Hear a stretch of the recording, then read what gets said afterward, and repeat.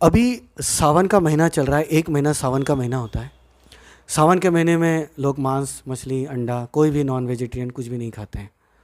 वो कहते हैं कि नहीं, इस महीने में ये खाने पे पाप है, और उसके बाद जब भी खाओ तो पाप नहीं है। सावन के महीने में खाना सबसे बड़ा पाप है। इस समय लोग जल भर के लेके आते हैं, कांवरिये। तो कांवरिया जब जल भर के लेते हैं, कांवरिया जिस रास्ते से जाएंगे उस रास्ते में सारे दुकान, मतलब कि जो मांस का दुकानें हैं या मांस से संबंधित कोई ढाबा है जहाँ मांस पकता है, वो सारे बंद कर देते हैं।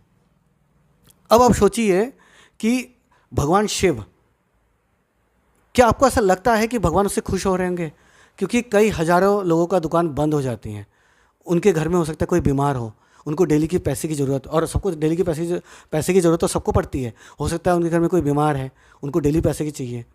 अब वो एक महीने की उनकी दुकान बंद हो गई है, अब उनका परिवार कैसे चलेगा?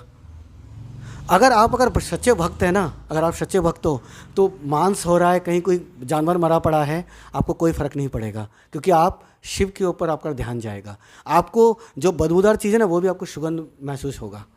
अगर आप सच्चे भक्त, अगर अपने मन में सच्ची भक्ति रखेंगे ना, तो जो सारे दुकानें बंद हो जाती हैं। चलिए कोई बात नहीं।